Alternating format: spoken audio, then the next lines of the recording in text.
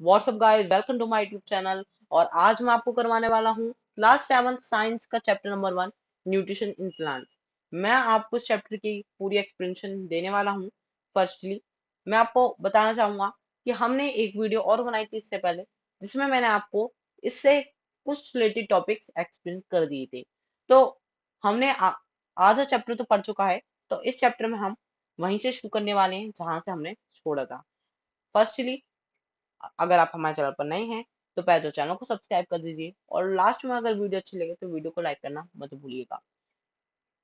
और अगर आप मेरी पुरानी वीडियो देखना चाहते हैं जिसमें मैंने आपको इस चैप्टर के और टॉपिक्स एक्सप्लेन किए थे, तो आपको उस वीडियो का लिंक डिस्क्रिप्शन में मिल जाएगा, और बाकी आप मेरे चैनल पेज से भी उस वीडियो को देख सकते हैं।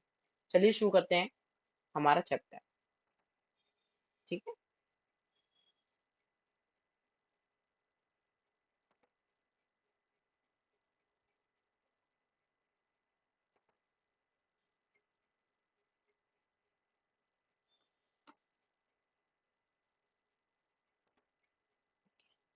हमने अब हम पढ़ने वाले हैं topic 1.3, other mode of nutrition in plants. तो अब हम अभी तक हमने दो मोड पढ़े न्यूट्रिशन के। एक कौन सा? ऑटोट्रॉप्स। एक पढ़ा हीटरोट्रॉप्स।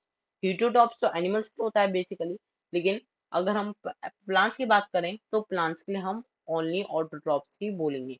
तो हम ऑटोट्रॉप्स के अलावा और मोड्स ऑफ न्यूट्रिशन पढ़ने वाले हैं प्लांट्स में। ठीक है, there are some plants which do not have chlorophyll.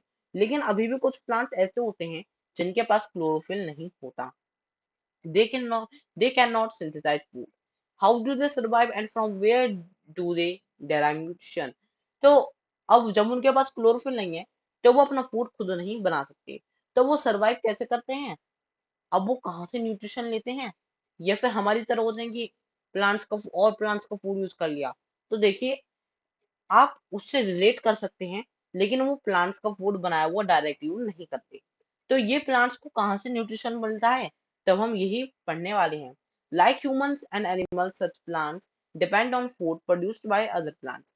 तो जैसे कि हम ह्यूमंस और एनिमल्स की बात करें, हम सब लोग फूड के लिए अदर प्लांट्स पे डिपेंडेंट है, फूड के लिए जिससे हमें न्यूट्रिशन मिलता है। They use the heterotrophic mode of nutrition. तो हम सब जो लोग जो हैं, एनिमल्स और ह्यूमन बींग्स, हम सब जो जिस तरीके से हम फूड खाते हैं, हम उस मोड को हीटरोट्रॉपिक मोड ऑफ न्यूट्रिशन कहते हैं। क्या कहते हैं? Heterotrophic mode of nutrition. Look at figure 1.5। अब आप देखिए फिगर 1.5 पे देखिए, do you see a yellow wiry branch structure twining around the stem and branches of a tree. तो क्या आपने कुछ येलो वायरी ब्रांच स्ट्रक्चर देखा? मतलब जो हमारी जो स्टेम है उस प्लांट की चारों तरफ और उसके ब्रांचेस पे गोल गोल घूम रहा है। तो देखिए, आपको यहाँ पे फोटो दिखा रखी है, पिक्चर दिखा रखी है इन्होंने। ये है हमारा प्लांट, और इस पे देखिए येलो कलर की वाइट वाइट से ब्रांचेस जैसा कोई प्लांट था, इसके चारों तरफ ऐसे बांधे बैठा है। ठीक है, तो यहाँ पे देखिए क्या कहा है इन्होंने, this is a plant called Cuscuta amarbel. तो इस प्लांट को ही हम कसकटा कहते हैं। ये प्लांट क्या कहता है? हम कसकटा, और जिसे हम हिंदी में ज्यादातर अमरबेल के नाम से जानते हैं, और ये ज्यादातर अमरबेल वाला नाम सब बच्चों ने सुना होगा। ठीक है, इट इज द नॉट है, इट डजंट हैव क्लोरोफिल। इसके पास क्लोरोफिल नहीं होता। It takes readymade food from the plant on which it is climbing. तो ये फूड कैसे जिंदा है? अब ये मतलब ये प्लांट कैसे जिंदा है? तो ये क्या करता है, जो हमारा प्लांट है ना, उससे रेडीमेड फूड लेता है। मतलब हमारा प्लांट जो है ना, हमारा प्लांट जो हमने ग्रो किया था, ये उस ये वो वाला प्लांट इस अमर बेल को न्यूट्रिशन देता है। ठीक है, the host on which it climbs is called the plant on which it climbs is called the host. अब जिस प्लांट के ऊपर ये अमरबेल क्लाइंब कर रही है, मतलब जिस प्लांट के ऊपर ये लटकी हुई है, हम उस प्लांट को होस्ट कहते हैं।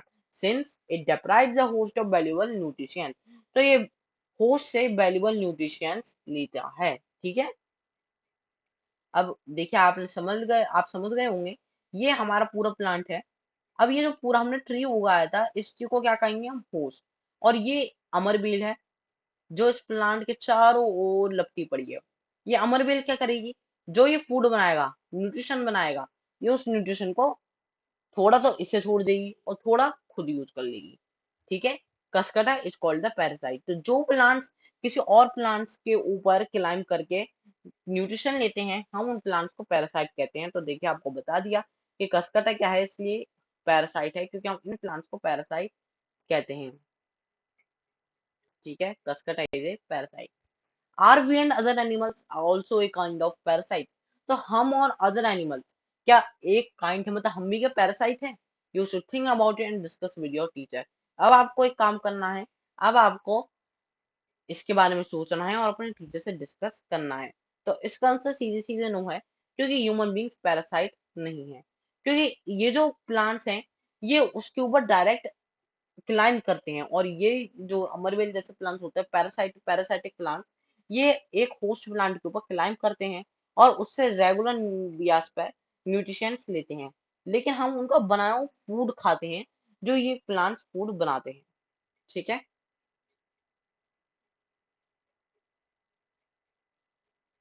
चलिए। हैव यू सीन और heard of plant that can eat animals? There are few plants which can trap insects and digest them. तो आपने कभी ना कभी तो सुना ही होगा कि कुछ प्लांट्स ऐसे भी होते हैं जो एनिमल्स या फिर यू एनिमल्स को खा लेते हैं या फिर इंसेक्ट्स को खा लेते हैं। देखिए ऐसे स्ट्रक्चर आपने हो सकता है कभी कार्टून टीवी वगैरह में भी देखे होंगे। वैसे वाइल्ड इलाके में पाए जाते हैं, मतलब बहुत जंगलों के अंदर वाइल्ड एरियाज। तो कुछ ऐसे प्लांट्स होते हैं जो एनिमल्स को खाते हैं या फिर इंसेक्ट्स को खाते हैं। There are few plants which can trap insect and digest them, और फिर उन्हें भी डाइजेस्ट कर लेते हैं। मतलब ये क्या अमेजिंग नहीं है? Is it not amazing? Such plants may be green और सम और ऑफ सम अदर कलर। तो ज्यादातर ये प्लांट्स जो होते हैं या तो ग्रीन कलर के होते हैं या फिर किसी और कलर के होते हैं। तो इनके पास क्लोरोफिल तो होता ही है, लेकिन होता है कभी कभी नहीं भी होता है। Look at the plant in figure 1.6। अब आप इस प्लांट को देखिए 1.6 में। ये क्या है? ये एक पिक्चर प्लांट है जिसकी लिड ऊपर ये ढक्कन है और एक पिक्चर है जिसमें जो हमारा एनिमल होगा वो ट्रैप होगा। अब देखिए इस प्लांट्स में होता क्या है। कोई इंसेक्ट है हमारा, इंसेक्ट, इसके अंदर स्वीट लिक्विड होता है जो बहुत ज्यादा स्वीट होता है, मतलब इंसेक्ट्स को अट्रैक्ट करता है। तो अब जो हमारा इंसेक्ट होगा वो इसमें जाकर बैठ जाएगा उस लिक्विड को पीने के लिए। अब जब वो उसमें बैठेगा तो ये जो ऊपर से आपकी लिड है ये तुरंत अचानक से बंद हो जाएगी। जब ये बंद होगी तो इसके नीचे वो होंगे कुछ क्या कहते हैं, स्टिकी स्टिकी हेयर्स होते हैं जो उस इंसेक्ट को अपने ऊपर चिपका लेंगे। तो इंसेक्ट एक साथ निकल नहीं पाएगा और ये जो माइलेट थी ये बंद हो जाएगी। और इतनी देर में वो अपना एक डाइजेस्टिव लिक्विड छोड़ेगा, और लिक्विड छोड़कर वो जो इसका इंसेक्ट होगा वो डाइजेस्ट हो जाएगा। ठीक है, तो देखिए आगे इसमें क्या लिखा है। There are few plants which can trap insects and digest them. कुछ ऐसे प्लांट्स होते हैं जो इंसेक्ट्स को ट्रैप कर लेते हैं और उन्हें डाइजेस्ट कर लेते हैं। Is it not amazing? क्या ये अमेजिंग नहीं है? सच प्लांट्स में बी ग्रीन और ऑफ सम अदर कलर। ये प्लांट्स या तो ग्रीन कलर के होते हैं या फिर किसी और कलर के। Look at the figure in 1.6। अभी मैंने आपको 1.6 यहाँ तक तो समझाई दिया था। द पिचर लाइक और jug like structure is modified part of leaf.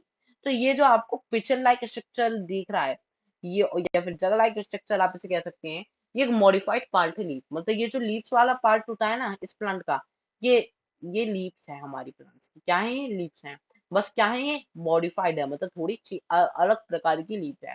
ठीक है, the apex of the leaf forms a lid which can be open or close the mouth of the pitcher। अब जो ये सबसे ऊंचाई वाली वो होती है इस पिक्चर की, वो ओपन और क्लोज हो सकती है, जो एक लिड बना देती है हमारी लीफ के ऊपर उसका माउथ क्लोज और ओपन करने के लिए पिक्चर का। तो ये है हमारी lid. Inside the picture there are hair which are directed downwards. अब इस पिक्चर के अंदर कुछ ऐसे हेयर हैं जो नीचे की साइड हैं।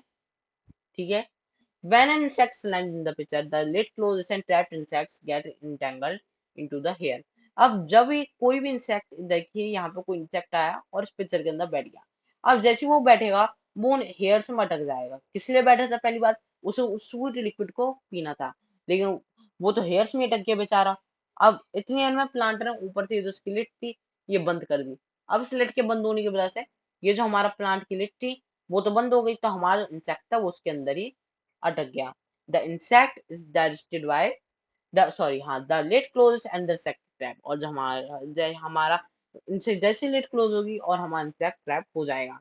The insect is digested by the digestive juices secreted in the pitcher and its nutrients are observed। अब जो हमारे इंसेक्ट्स होंगे वो डाइजेस्ट का मतलब जो हमारा इंसेक्ट होगा वो डाइजेस्टिव जूसेस की मदद से डाइजेस्ट हो जाएगा, और हमारा जो पिक्चर में सेक्रेट होगा, मतलब हमारा जो पिक्चर है उसमें क्या सेक्रेट होगा, मतलब हमारे पिक्चर में अब डाइजेस्टिव जूसेस निकलेंगे, और जो हमारा इंसेक्ट है वो उन डाइजेस्टिव जूसेस की मदद से डाइजेस्ट हो जाएगा, and this nutrition are observe, और जो हमारे इंसेक्ट के न्यूट्रिशन है वो एब्जर्व ऑब्जर्व हो जाएंगे। Such insect eating plants are called insectivorous plants. अब हम इन इंसेक्ट ईटिंग प्लांट्स को इंसेक्टिवोरस प्लांट्स कहते हैं। It is possible that such plants do not get all the required nutrition from the soil in which they grow.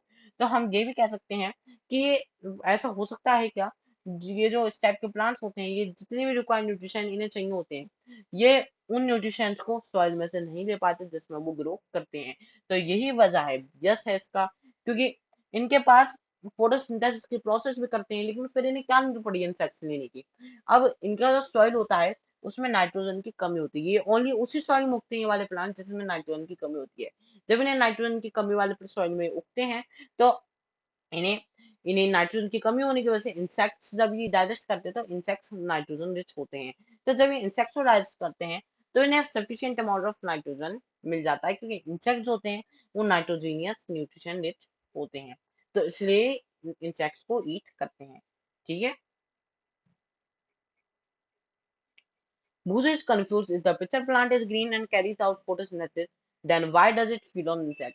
अब बूझो confuse है क्योंकि मैंने आपको बताया अभी, पिक्चर प्लांट ग्रीन होता है, फोटोसिंथेसिस की प्रोसेस करता है, फिर वो इंसेक्ट्स को खाता है। अभी आपको बता दिया मैंने, क्योंकि जो हमारा सॉइल होता है, हमारा जो पिक्चर प्लांट होता है, उस सॉइल से सारी न्यूट्रिशन नहीं मिल पाते, इसलिए वो इंसेक्ट्स को फीड करता है, इंसेक्ट्स को खाता है। ठीक है। अब है हमारे पास दूसरा मोड ऑफ न्यूट्रिशन जिसे हम कहते हैं सेप्रोट्रॉप्स। क्या कहते हैं? सेप्रोट्रॉप्स। ठीक है। ओके, चलिए। you might have here you might have seen packets of mushrooms sold in the vegetable market। तो आपने देखे होंगे कुछ मशरूम्स के पैकेट जो वेजिटेबल मार्केट में सोल्ड किए जाते हैं। You you may also seen fluffy umbrella like patches growing in the moist soil or on rooting wood during the rainy season। आपने कभी कभी देखा होगा अम्ब्रेला लाइक पैचेस, ऐसे देखे आपने देखे होंगे, ऐसे गोल मटोल से ऊपर से उग जाते हैं अम्ब्रेला लाइक पैचेस, अम्ब्रेला की तरह जो दिखते हैं, नीचे से स्टिक्स ही होती है। ये आपने कभी देखे होंगे, या तो मॉइस्ट सॉइल में ग्रो करते हो या फिर rotting would during the rainy season. Rotting would मतलब गीली गीली जो वुड होती है उस रेनी सीजन में। Let us find out what type of nutrition they need to survive and from where they get them। तो अब चलिए देखते हैं ये जो न्यूट्रिशन होते हैं इन्हें किस किस टाइप की न्यूट्रिशन की नीड होती है, और ये उन न्यूट्रिशन को कहाँ कहाँ से ले लेते हैं। ठीक है। चलिए। ओके। तो एक्टिविटी 1.2 ही हम पढ़ने वाले हैं, इसी एक्टिविटी में हम इनके बारे में भी जान लेंगे। Take a piece of bread and moisture it with water. अब आप एक ब्रेड का पीस लिए और लीजिए और उसे वाटर में मॉइस्ट कर लिए, मतलब वाटर में गीला कर लीजिए।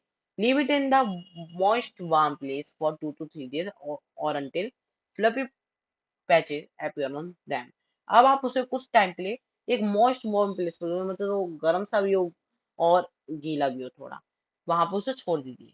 और जब तक या 2-3 दिनों के लिए छोड़ दीजिए, या फिर तब तक छोड़ दीजिए जब तक उसमें फ्लफी पैचेस ग्रो करिए। फ्लफी पैचेस मतलब वो अलग अलग टाइप के कलर कलर से आपको कुछ ना कुछ पैचेस से दिखने लगे। What is the colour of this patches? अब इन पैचेस का कलर क्या है? Observe the patches under a microscope और ए मैग्नीफाइंग ग्लास। अब आप उन पैचेस को माइक्रोस्कोप या फिर मैग्नीफाइंग ग्लास के नीचे देखिए। Write down your observation in the notebook. अब अपनी ऑब्जर्वेशन को फिर नोटबुक में लिखिए। You will see cotton like threads spread on the piece of bread. तो अब आप क्या देखेंगे? अब आप देखेंगे कि जो कॉटन लाइक थ्रेड्स, मतलब धागे धागे से कॉटन जैसे उस वो ब्रेड के पीस पे आ जाएंगे। तो देखिए आपको यहाँ पे दिखा भी रखा, देखिए आप ऐसा कुछ देखेंगे कि उस ब्रेड पे ग्रो कर गया है। ठीक है। These organisms are called fungi. अब आपको यहाँ पर पता चल गया ये ऑर्गेनिम्स क्या हैं, यहाँ पे फंगी कहते हैं हम इन ऑर्गेनिम्स को। ये ऑर्गेनिम्स होते हैं जो हमारे फूड पे ग्रो कर जाते हैं, अगर वो मॉइस्चर है, उन्हें सारे न्यूट्रिशन मिल रहे हो तो आपकी फंगी ग्रो कर जाती है। और कई ऐसे माइक्रो अदर ऑर्गेनिम्स होते हैं जो हमारे ऐसे फूड्स पे ग्रो कर जाते हैं। फिलहाल यहाँ पे आपको फंगी दिया गया है क्योंकि ब्रेड पे ज्यादातर फंगी ग्रो करती है और हमारे आसपास ज्यादातर भी फंगी प्रेजेंट होती है। They have a different mode of nutrition। अब उनके पास कोई और मोड होता है न्यूट्रिशन लेने का। क्या होता है? उनके पास कोई और मोड होता है न्यूट्रिशन लेने का, वो किसी और तरीके से न्यूट्रिशन को लेते हैं। ठीक है। They observe the nutrition from the bread. अब जो हमारे ब्रेड में था, ब्रेड में हमारा कार्बोहाइड्रेट था और फैट था और बहुत सारे न्यूट्रिशन मिले हुए थे। अब जो हमारी ये जो फंगी थी, इसने हमारे ब्रेड से जितने भी न्यूट्रिशन थे वो सभी यूटिलाइज कर लेगी। ठीक है। The mode of nutrition in which organs taking nutrition from the dead and taking matter is called saprotrophic nutrition. तो देखिए आपको यहाँ सेप्रोट्रॉपिक न्यूट्रिशन की भी डेफिनेशन मिल गई, एक ऐसा मोड न्यूट्रिशन का जिसमें प्लांट्स किसी डेड और डिकिंग मैटर, जो खराब होने वाला हो मैटर, उससे न्यूट्रिशन ले लेते हैं, उसे हम सेप्रोट्रॉपिक न्यूट्रिशन कहते हैं। Sir organs are with saprotrophic mode of nutrition are called saprotrophs. तो ऐसे ऑर्गेन्स जो सेप्रोट्रॉपिक न्यूट्रिशन को से न्यूट्रिशन लेते हैं, हम उन्हें सेप्रोट्रॉप्स कहते हैं, जैसे कि हमारा फंगी एग्जाम्पल में हो गया। ठीक है। Fungi are also grown on pickles, leather, clothes, and other articles that are left in hot and humid weather for a long time. अब जो हमारी फंगी होती है, ये अचार पे उग जाती है, पिकल्स में उग जाती है, लेदर में उग जाती है, क्लोथ्स पे उग जाती है, या फिर अदर आर्टिकल जो हॉट और ह्यूमिड वेदर में लॉन्ग टाइम तक रखे रह गई हैं। During the rainy season they spoil many things. और रेनी सीजन में हमारी ये जो फंगी होती है, ये कई सारी चीजों को खराब कर देती है। Ask your parents about the means of fungi in your house.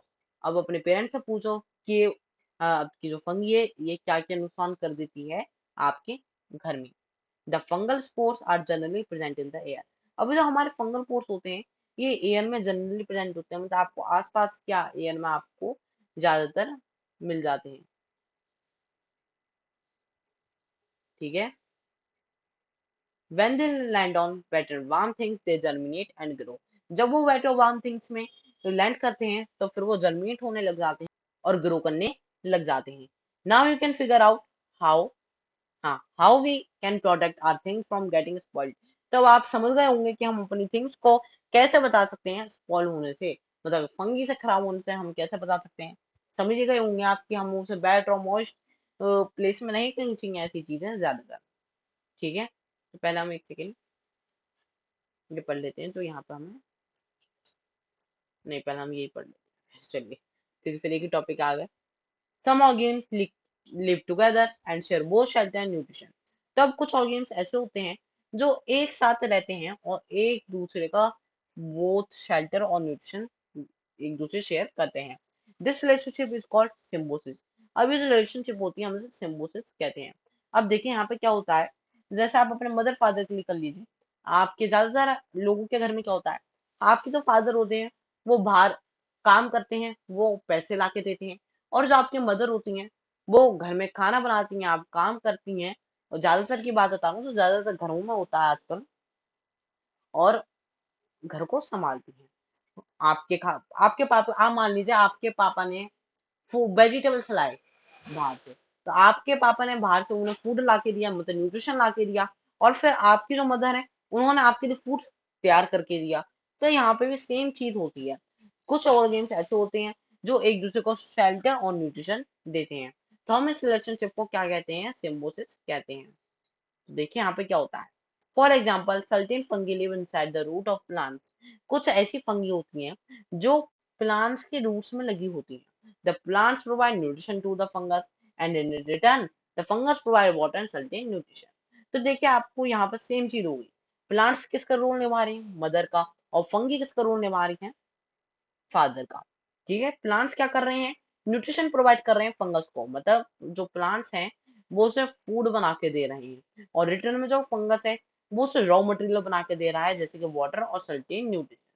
ठीक है। In organisms called lichen, a chlorophyll containing partner which is an alga and fungus live together.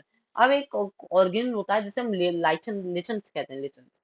ये क्लोरोफिल कंटेनिंग पार्ट होता है, मतलब इसके पास तो क्लोरोफिल होता है, विच इज एन एल्गा, नहीं सॉरी सॉरी हाँ, एक लाइकन होता है और एक क्लोरोफिल कंटेनिंग पार्टनर होता है जिसे हम एल्गा बोलते हैं, क्लोरोफिल कंटेनिंग पार्टनर होता है जिसे हम एल्गा बोलते हैं। ठीक है। वो एक साथ रहता है। The fungus provide shelter and water minerals to the alga and in return. ठीक है। अब क्या होता है, जो हमारी फंगस होती है वो सिर्फ शेल्टर और वाटर प्रोवाइड करती है और मिनरल्स प्रोवाइड करती है एल्गा को, और रिटर्न में जो हमारी एल्गा होती है वो फूड को प्रिपेयर करती है और प्रोवाइड करती है फंगस को। ठीक है।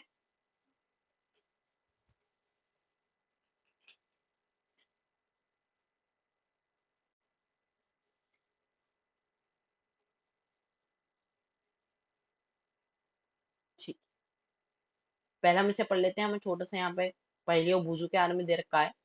पहेली is keen to know whether her beautiful shoes, which she wore on special occasion, were spoiled by fungi during the rainy season. She wants to know how fungi appear suddenly during the rainy season. तो यहाँ पे क्या कहा इसने, यहाँ पे एक पहेली ने कहा कि जो इसके ब्यूटीफुल शूज थे वो बहुत मतलब एक ब्यूटीफुल शूज इन्होंने खरीदे होंगे, वो खराब हो गए स्पेशल मतलब जो स्पेशल ओकेशन पर पहने थे वो खराब हो गए इसके फंगी से कुछ टाइम बाद, रेनी सीजन का समय चल रहा था। तो अब वो जानना चाहती है तो ऐसा क्यों हुआ। तो देखिए भी आपने यही चीज पढ़ी कि जो फंगी है वो मॉइस्चर वाली जगह पे ज्यादा ग्रो करती है, तो अब जब उसके शूज मॉइस्ट थे तो वहां पे वो ग्रो कर गई फंगी। ओके। अब आपके पास भूजो वाला। भूजो says once his grandfather told him that his wheat fields are spoiled by fungus. He wants to know if fungi got disease also. अब भूजो ने देखा, भूजो ने सोच रहा था कि एक बार उसके ग्रैंडफादर ने बताया कि वीट, एक बार उनकी जो वीट फील्ड थी मतलब आटे की जो फील्ड थी उनकी वो स्पॉइल्ड हो गई, मतलब खराब हो गई फंगस के द्वारा। अब वो जानना चाह रहा था क्या फंगी डिसीज भी कॉज करती हैं। तो देखिए फंगी कई टाइप्स की होती हैं। कुछ फंगीज तो यूजफुल होती हैं, खाने लायक होती हैं, कुछ फंगीज हमारी मेडिसिन की तरह यूज होती हैं, और कुछ फंगीज हमें डिसीज भी कॉज करती हैं, प्लांट्स में भी, एनिमल्स में भी, ह्यूमन बींग्स में भी, और अलग अलग टाइप्स के एनिमल्स में भी। तो देखिए आपको यहाँ पे इसके बारे में बताया भी है। Pilot told him that many fungi like yeast and mushrooms are useful, but some fungi cause disease in plants and including humans. ठीक है। तो कुछ फंगी क्या होती हैं, कुछ फंगी तो यूजफुल होती हैं जैसे यीस्ट और मशरूम हो गई, लेकिन कुछ फंगी डिसीज कॉज करती हैं प्लांट्स में, तो जैसे कि और एनिमल्स में भी जिसमें ह्यूमंस भी इंक्लूड होते हैं। लेकिन some fungi are also used as medicine, लेकिन अभी भी कुछ फंगीज ऐसी होती हैं जो मेडिसिन की तरह यूज की जाती हैं। ठीक है। अब हमारा topic 1.5, how nutrition are replenish into the soil. तो हमारा न्यूट्रिशन दोबारा से रिप्लेनिश कैसे होता है सॉइल में। ठीक है। Have you ever seen have you seen farmers spreading manure fertilisers in the field. तो आपने कभी फार्मर्स को देखा है फील्ड्स में मैन्योर फर्टिलाइजर्स डालते हुए, और gardeners using them in lawns और पॉट्स, या फिर गार्डनर्स को देखा है कभी लॉन्स या फिर अपने पॉट्स जो वो गमले में प्लांट्स उगाते हैं उनमें मैन्योर फर्टिलाइजर्स ऐड करते हुए। Do you know why this is done. तो क्या आप जानते हैं ऐसा क्यों होता है। देखिए मैन्योर फर्टिलाइजर्स होते हैं वो हमारे न्यूट्रिशन रिच होते हैं, और जब हमारा प्लांट्स हम रेगुलर ग्रो कर रहे होते हैं तो हमारा जो प्लांट होता है, जो हमारा प्लांट होता है वो सारे न्यूट्रिशन सॉइल के यूटिलाइज कर लेता है। जब सॉइल के सारे न्यूट्रिशन यूटिलाइज कर लेता है हमारा प्लांट, तो हमारा सॉइल न्यूट्रिशन डेफिनेशन डेफिशिएंट हो जाता है, जिससे हमारी सॉइल में न्यूट्रिशन की कमी होने लग जाती है और हमारे जो प्लांट्स होते हैं वो ढंग से ग्रो नहीं कर पाते। तो उसी डेफिशिएंसी को कम करने के लिए हम अपने सॉइल में मैन्योर और फर्टिलाइजर मिलाते हैं, और जिससे हमारा सॉइल दोबारा न्यूट्रिशन रिच हो जाता है। तो do you know that why is done. तो अब हम यही पढ़ने वाले हैं ऐसा क्यों होता है आगे इस पैराग्राफ में। ठीक है। You learn that plants observe minerals and nutrition from the soil. तब आपने पढ़ा जो हमारे प्लांट्स होते हैं वो मिनरल न्यूट्रिशन सॉइल से ले लेते हैं, so their amounts in the soil keep on declining. तो जब हमारे प्लांट सारे न्यूट्रिशन हमारे सॉइल से लेते रहेंगे, तो जो अमाउंट होगी न्यूट्रिशन की सॉइल में, तो वो डेक्लाइन होती रहेगी।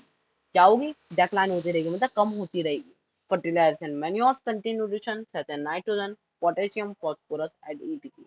अब फर्टिलाइजर्स और मैन्योर्स होते हैं, इनमें कई सारे न्यूट्रिशन होते हैं, जैसे कि मान नाइट्रोजन होता है, पोटेशियम होता है और फास्फोरस होता है।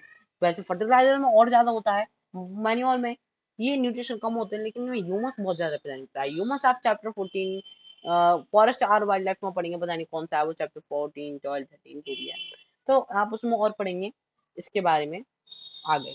और क्लास 8 चैप्टर नंबर फर्स्ट के क्लास 8 के चैप्टर नंबर 1 में तो आप इसके बारे में और डीप पढ़ने वाले हैं। तो इसलिए इसलिए आपको उस बुक में थोड़ा सा इसके बारे में दिया है न्यूट्रिशन के बारे में। ठीक है। ताकि आपको उस टाइम ज्यादा बोझ ना पड़े एक साथ ही इतना सब कुछ पढ़ने का। So the nutritions need to be added from time to time to enrich the soil. हमें न्यूट्रिशन को टाइम टू टाइम ऐड करते रहना होता है सॉइल में, ताकि हमारा जो सॉइल है वो न्यूट्रिशन रिच बना रहे। इसलिए हम उसमें मैनी ऑफ फर्टिलाइजर्स रेगुलरली मिलाते रहते हैं। We can grow plants and keep them healthy if we can fulfill the nutrition requirement of plants। और अब हम अपने अगर प्लांट्स की रिक्वायरमेंट को फुलफिल कर सकें तो हम अपने प्लांट्स को हेल्दी भी रख सकते हैं, अगर हम उनकी न्यूट्रिशन वाली रिक्वायरमेंट को फुलफिल कर पाए रेगुलरली बेसिस पर। ठीक है। Usually, crop plants observe a lot of nitrogen and the soil becomes deficient in nitrogen। ज्यादातर जो हमारे क्रॉप प्लांट्स होते हैं, क्रॉप प्लांट्स की बात कर रहे हैं, तो क्रॉप प्लांट्स ज्यादातर जो होते हैं हमारे नाइट्रोजन को बहुत ज्यादा अमाउंट में ऑब्जर्व करते हैं, नाइट्रोजन को सबसे ज्यादा यूटिलाइज करते हैं, और जो हमारा सॉइल होता है वो डेफिशिएंट हो जाता है हमारी नाइट्रोजन में। You learn that throw nitrogen gases available in plenty in the area. अब आप अब आपने पढ़ रखा है कि जो हमारी नाइट्रोजन गैस होती है वो हमारी एयर में काफी प्रेजेंट होती है। 78% तो हमारी नाइट्रोजन ही होती है ना। Plants can not use it in the manner they can use carbon dioxide. लेकिन जिस मैनर में प्लांट्स कार्बन डाइऑक्साइड एयर से ले लेते हैं, उस मैनर में प्लांट्स हमारी नाइट्रोजन को डायरेक्ट नहीं ले सकते, तो उसे यूजेबल फॉर्म में कन्वर्ट करना पड़ता है। और नाइट्रोजन तभी यूजेबल फॉर्म में कन्वर्ट होती है जब वो सॉइल के साथ सॉल्युबल हो जाए। जैसे वो सॉइल के साथ सॉल्युबल हो जाएगी तो हमारे जो प्लांट्स होंगे वो वाटर के साथ उसे कंज्यूम कर पाएंगे। ठीक है। तो अब क्या होगा, they need nitrogen in soluble form, तब नाइट्रोजन होना soluble form में need होगी। The bacterium called rhizobium can take atmospheric nitrogen and convert it to a usable form। अब जो हमारा बैक्टीरिया होता है जिसे हम राइजोबियम कहते हैं, ये एटमॉस्फेरिक नाइट्रोजन को लेता है और उसे यूजुअल फॉर्म में कन्वर्ट कर देता है। यूजुअल फॉर्म मतलब उसे एटमॉस्फेरिक नाइट्रोजन को तो लेगा और उसे सॉइल में मिक्स कर देगा। But rhizobium can not make its own food. लेकिन राइजोबियम जो होता है वो अपना फूड खुद नहीं बना सकता। So it often lives in the roots of gram, peas, moong, beans and other legumes and provides them with nitrogen। इसलिए जो राइजोबियम होता है ये दाल, मूंग, पीज इन सब के और अदर लेगुमिनस प्लांट्स के लीव्स में ग्रो करता है और उनसे फूड लेता है और उन्हें नाइट्रोजन प्रोवाइड करता है। मतलब नाइट्रोजन के बदले एक तरीके से यहाँ पे भी आप सिम्बायोसिस रिलेशनशिप जैसा आप कुछ समझ सकते हैं कि ये तो उन्हें सिम्बायोटिक रिलेशनशिप ही क्या कहेंगे आप इसे।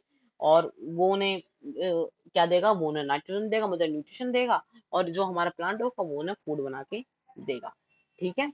इन return the plants provide food and shelter to the bacteria. Return में जो हमारा प्लांट होता है वो उसे फूड और शेल्टर बना के देता है बैक्टीरिया को। Thus they have a thus they have a symbiotic relationship.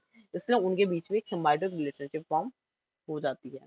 The association is of great significance for the farmers. इसलिए इस एसोसिएशन ये बहुत बड़ा वो होती है ग्रेट सिग्निफिकेंस फार्मर्स के लिए, क्योंकि इससे फार्मर्स को भी फर्टिलाइजर कम डालने की नीड पड़ती है। They can reduce the use of nitrogen spiders where leguminous plants are grown.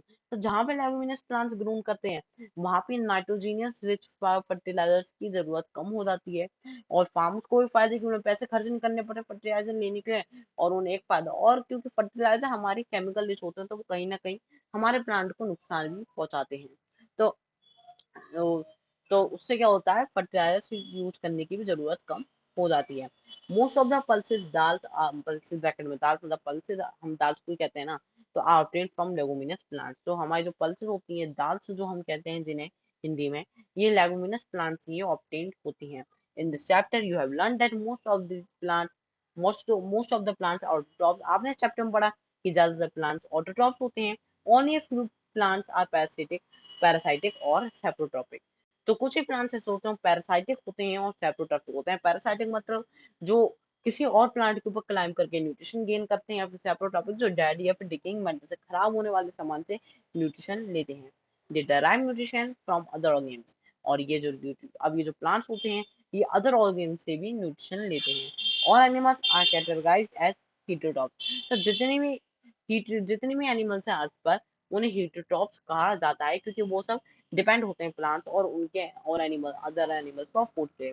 Since they depend on plants and other animals for food, can be said that insectivorous plants are partial heterotrophs. तो आप क्या कह सकते हैं कि हमारे जो insectivorous plants होते हैं वो भी पार्शियल हेटेरोट्रॉप्स होते हैं? तो आप बिल्कुल कह सकते हैं, क्योंकि वो हम उन्हें कहते हैं कि वो पैरासाइटिंग है, सॉरी इंसेक्टिवोरस है, लेकिन वो पार्शियली हेटेरोट्रॉप्स से उन्हें कहा जाता है। ठीक है।